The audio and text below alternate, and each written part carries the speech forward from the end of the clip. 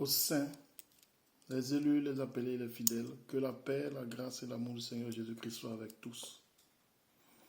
Merci encore pour votre persévérance dans la foi. Merci pour votre foi en Jésus-Christ, qui est la terre fertile, je le répète encore, de laquelle nous, la graine, qui mourrons en lui, pourrons revivre à nouveau. Alléluia. Telle que la graine dans le monde réel, dans le monde dans lequel nous sommes, lorsqu'elle tombe dans la bonne terre, je dis bien la bonne terre, cette graine-là meurt d'abord et revit. La bonne terre pour tout être spirituel qui veut revivre, pour celui qui aime la vie. Il y a plusieurs sortes de terres, d'où les différentes religions. Mais je ne parle pas d'une religion, je parle de Christ, la vie. Christ, la promesse de la vie. Quiconque meurt en Christ reçoit la vie éternelle. Quiconque meurt autrement tombera dans une terre, mais pas celle de la vie, celle de la mort. Donc quiconque veut vivre, être près d'un courant d'eau, dans une terre fertile, a intérêt à mourir en Christ, a intérêt à persévérer dans la foi en Jésus-Christ. Une grâce a été donnée à tout humain. La possibilité de se repentir de ses fautes, de ses péchés. C'est quoi une grâce? Une grâce, c'est lorsqu'on a commis une faute. Un moyen de pardonner cette faute-là. C'est-à-dire qu'on nous pardonne cette faute en nous accordant la grâce de ne pas purger la peine, de ne pas purger la sentence équivalent à notre délit. Tout homme a péché, tout homme a déjà menti, tout homme a déjà triché dans sa vie, commis des infidélités. Certains ont tué, certains ont fait beaucoup d'actes qui sont abominables. Personne ne peut dire qu'il est saint. C'est pour ça que la parole nous dit que tous sont pécheurs. Et donc une grâce a été accordée, vu que cette conduite ne plaît pas à Dieu, celui qui a créé cette terre, ce monde dans lequel nous sommes, il a fixé des règles. Et comme ça ne lui plaît pas, il a dit, je détruirai parce que vous avez corrompu ce monde par vos actes de péché. Donc déjà, je vous ai éloigné de moi. Mais en plus, vous continuez, vous aggravez vos péchés. Donc je détruirai cette terre-là. Mais avant tout, je vous accorde encore la possibilité de vous racheter. Je vous accorde la grâce, la possibilité d'effacer tout ce qui vous condamnait vos péchés.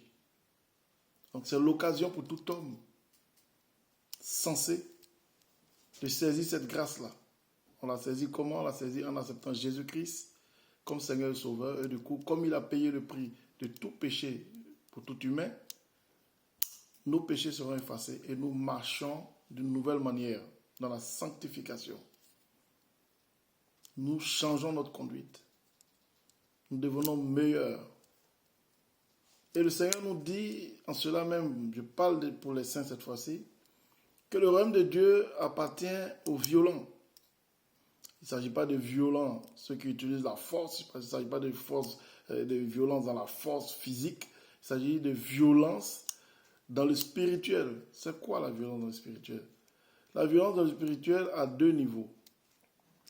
Premièrement, violence sur nous-mêmes dans notre transformation. Ce que Dieu demande lorsqu'on reçoit Jésus-Christ comme Seigneur et Sauveur, c'est d'ouvrir son cœur pour que nous soyons totalement transformés par la parole de Dieu, avec l'aide du Saint-Esprit. Nous acceptons, nous ouvrons notre cœur pour que la parole de Dieu, comme un miroir, nous transforme. Les premiers fruits que Dieu demande à un chrétien, c'est la transformation de son cœur, c'est le changement de son cœur. De méchant, il demande à ce que nous soyons remplis d'amour. De destructeurs, que nous soyons désormais des personnes douces, produire les fruits de notre transformation. Ne plus marcher comme on marchait avant. Être des gens remplis d'amour, de paix, de justice. Aimer la justice. La justice même est la base du royaume de Dieu. Un monde sans justice est un monde où certaines personnes se sentent frustrées. C'est pour ça que le Seigneur insiste sur la justice. On a beau tout donner, s'il n'y a pas de justice, et comme c'est le cas dans notre société actuelle, c'est pour ça que le dernier royaume arrive, le royaume de Dieu. Le royaume, ce royaume-là, où ce n'est pas un riche qui sera, pour lequel la justice sera faite, mais aussi bien riche comme pauvre, et d'une façon, il y aura un équilibre dans le royaume de Dieu. Alléluia, tout le monde aura la justice devant lui. Personne ne sera favorisé. Notre monde actuel est corrompu. Il y a beaucoup d'injustice. À un point où certains peuples sont encore sous le joug de d'autres peuples. Beaucoup d'injustice et de tromperie. Avec des mots humains. Démocratie et tout autre mot. On en reviendra. Je parle aujourd'hui aux saints. Pour dire à tous les saints que nous devons être violents. Violents sur nous-mêmes. C'est en cela que la parole de Dieu nous dit, celui qui pratique la parole, celui qui applique la parole, c'est le Seigneur nous dit, celui qui écoute ma parole, qui les met en pratique, il est comme quelqu'un qui est bâti sur un rocher.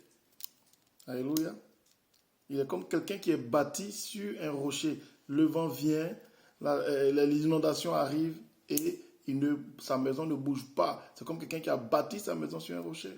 Sa maison ne bouge pas parce qu'il a bâti sa foi dans l'obéissance à la parole de Dieu. Il a d'abord pratiqué. Il pratique quand le Seigneur lui parle. Il n'écoute pas seulement, mais il pratique ce qu'il entend. Et cela produit des fruits. Les premiers fruits que le Seigneur Jésus-Christ nous demande à tous, c'est d'abord les fruits de l'Esprit. C'est d'abord notre transformation, notre conversion. La conversion prend un certain temps. Beaucoup d'hommes disent, je suis converti dès qu'ils reçoivent le Seigneur, mais tu n'es pas converti. La conversion se passe de l'intérieur vers l'extérieur.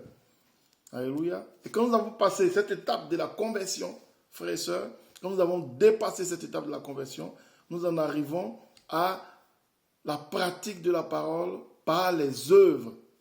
Voilà la seconde étape de notre transformation. Voilà la seconde partie de notre violence.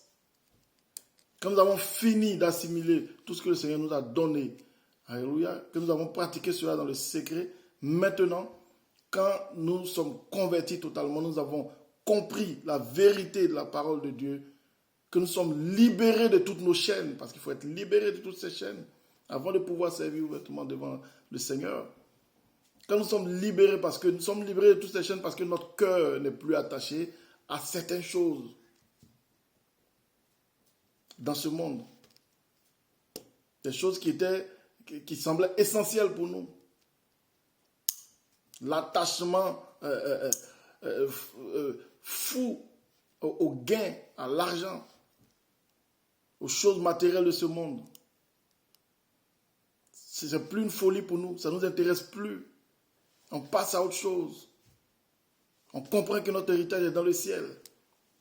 Et on commence à aller annoncer l'évangile, répandre la parole de vérité, répandre la parole de vie autour de nous, afin que ceux qui n'ont pas encore entendu la parole reçoivent la vie comme nous l'avons reçue. Voici la seconde partie de notre violence que nous devons faire. Nous devons être violents dans l'amour, violents contre les ténèbres, briser toutes les œuvres des ténèbres en annonçant l'évangile partout autour de nous, répandre la parole de vérité, répandre le nom puissant de Jésus-Christ partout, afin que ceux-là qui n'ont pas encore reçu cette grâce reçoivent la grâce et soient sauvés. Car je répète encore, la terre fertile dans laquelle nous devons mourir, tous autant que nous sommes, c'est en Jésus-Christ. Celui qui ne meurt pas en Jésus-Christ, c'est-à-dire celui qui meurt sans avoir eu la foi en Jésus-Christ,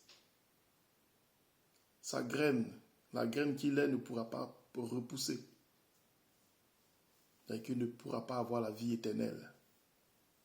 C'est une promesse de Dieu. Même les animaux savent que Dieu est le Créateur. Alors vous, humains, réveillez-vous. Réveillons-nous. Arrêtons avec nos raisonnements. On en parlera avec les scientifiques. Quand le Covid est arrivé, tout le monde s'est attrapé la tête. Tout le monde s'est caché d'abord. Les scientifiques n'ont pas eu la solution. On n'a toujours pas la solution. Arrêtez de mettre votre foi en tout. L'homme a ses limites. Les médecins arrivent à des stades, ils disent, je ne sais pas, il n'y a plus rien à faire, on n'a plus rien à faire. Arrêtez de mettre votre foi en l'homme. Le Créateur nous a déjà dit, Jésus-Christ, notre Seigneur et Sauveur, qu'il est la vie éternelle. Même si tu meurs, tu as la vie. Personne n'a pu démontrer le contraire jusqu'à ce jour. Si c'était un mensonge, on l'aurait su. Car le temps détruit le mensonge. Mais la force de la vérité, c'est le temps. Et on voit que la parole de vérité de Christ gagne en puissance chaque jour avec le temps. Contrairement au mensonge qui, lui, s'effrite dans le temps. Ça fait 2000 ans, personne n'a pu nier la parole de vérité de Christ. Et tout ce qui a été écrit arrivera. Frères et sœurs, en Christ, soyons violents. Ne soyons pas que des ouvriers en parole, mais soyons aussi des ouvriers en œuvre, comme nos prédécesseurs. Ne le faisons pas que de temps en temps, mais faisons-le tout le temps, afin que les œuvres des ténèbres soient détruites. Car les ténèbres ont beaucoup pris le dessus. Et l'Église avait pour rôle de combattre les ténèbres. L'Église a toujours eu pour rôle de combattre les ténèbres. Non pas la chair et le sang, non pas nous détruire entre nous, saints, non pas à nous dénigrer entre nous, saints, mais combattre les dominations, les puissances et les principautés. C'est le premier rôle de l'Église. Et pour cela, nous devons annoncer la parole de vérité abondamment dehors. Arrêtez à nous focaliser sur les biens matériels de ce monde qui ne sont pas notre héritage et nous concentrer sur l'essentiel qui est annoncer Jésus-Christ. Et Jésus-Christ crucifié et ressuscité qui donne la vie à tout être humain. Nous savons tous, nous qui avons la connaissance, que ce monde est tombé sous la corruption. Et le mensonge est la marche normale de ce monde actuellement dans lequel nous vivons. Alors, soit nous sommes le sel de ce monde, la lumière de ce monde, ou soit nous participons à la destruction de ce monde. Faisons notre choix. À ceux qui se sont égarés, rachetez-vous, il n'est pas tard. Le sang de Christ est assez puissant pour pardonner les offenses et les péchés. À tout ouvrier de Christ, que la paix, la grâce, l'amour de Jésus-Christ soit sur vous. Soyez encouragés. Ne soyez pas abattus par les persécutions, par les calomnies du monde. C'est ainsi que c'était pour le Père. C'est ainsi que c'était pour notre Seigneur Jésus-Christ. Lorsqu'il guérissait, opérait des miracles, on disait qu'il travaillait par le doigt de Belzébul, des démons. Si lui, qui est Dieu, a été traité ainsi, alors ce n'est pas nous autres qui serons traités autrement. Acceptons notre sort. On a été prévenus que nous aurons des tribulations dans ce monde. Église de Dieu, jouons notre rôle. Ce n'est pas dans les salles, c'est dehors. Dans les rues. Quand nous avons fini avec les salles, nous sommes dehors dans les rues. Au quotidien, régulièrement, pour que les forces des ténèbres soient ébranlées. Aussi bien dans tous les pays où nous sommes, que dans nos pays d'origine, nous devons agir ainsi. Ne soyons pas hésitants. Il y a des signes qui nous accompagneront. Ces signes-là distinguent les saints, les vrais, de l'ivraie. Voici les signes qui accompagneront ceux qui auront cru. Ils imposeront les mains aux malades, les malades seront guéris. Alléluia. Les démons, ils auront autorité sur les démons, les frères et sœurs. N'ayons pas peur. Nous sommes sanctifiés pour ça. Et ce n'est pas notre puissance qui agit, c'est la puissance de Christ qui agit en nous. Alléluia. Ayons la foi. Annonçons l'évangile de vérité pour que plusieurs soient sauvés. Car le temps est court. Nous sommes dans les derniers signes. Avant que la porte ne soit fermée. Le temps de grâce est déjà fini. Il ne reste que les derniers signes et plus personne ne pourra se repentir encore et être sauvé. Le temps de grâce sera fini. Car le Seigneur est venu annoncer un jour de grâce, une année de grâce et un jour, une année de grâce et un jour de colère de l'Éternel. Donc l'année de grâce a une fin. Oui, l'année de grâce a une fin. C'est pour cela que le Saint-Esprit est venu faire son ministère. Et quand il partira, ce sera la fin de l'année de grâce. Personne ne pourra se repentir encore. C'est fini. Aucune repentance ne sera acceptée. Ce n'est pas une grâce illimitée, éternelle. Bougeons-nous pendant que nous pouvons encore. Parce qu'après, ce sera impossible d'annoncer la parole de vérité à quiconque. Impossible. Que la paix, la grâce, l'amour et la communication du Saint-Esprit soient avec tous les saints. Je vous aime dans le nom de Jésus. Soyez bénis abondamment. Soyez encouragés. Enfants de Dieu, votre Père est avec vous. Shalom.